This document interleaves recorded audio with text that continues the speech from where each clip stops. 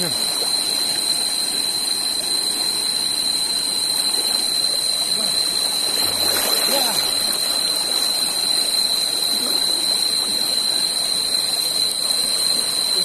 dah. Luluran. Pusat luluran. Itu cocok. Cocok dengan postur tubuh.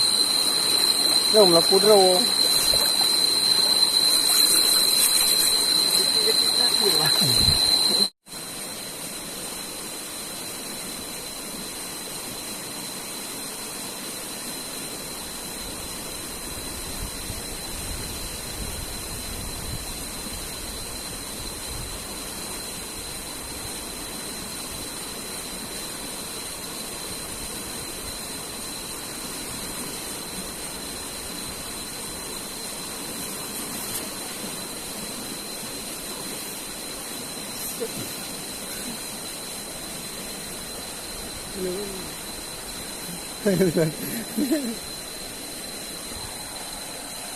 Aduh.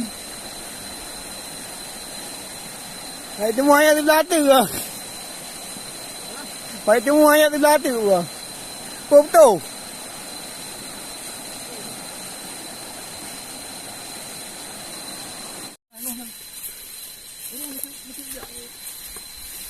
Yang tu ya.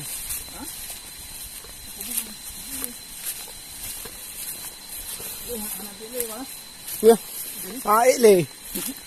Kau buat perjuangan ni.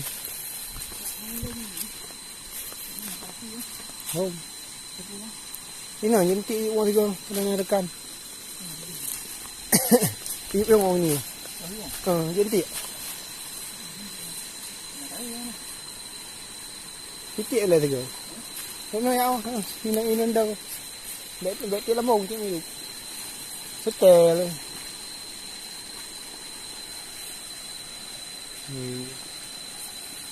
Lo emang lo kira aja dendam cenderat.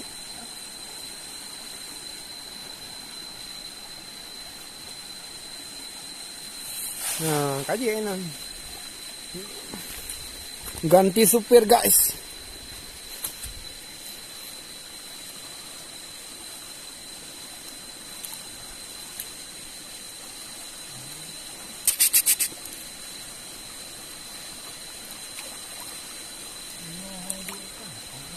Nah, kumat.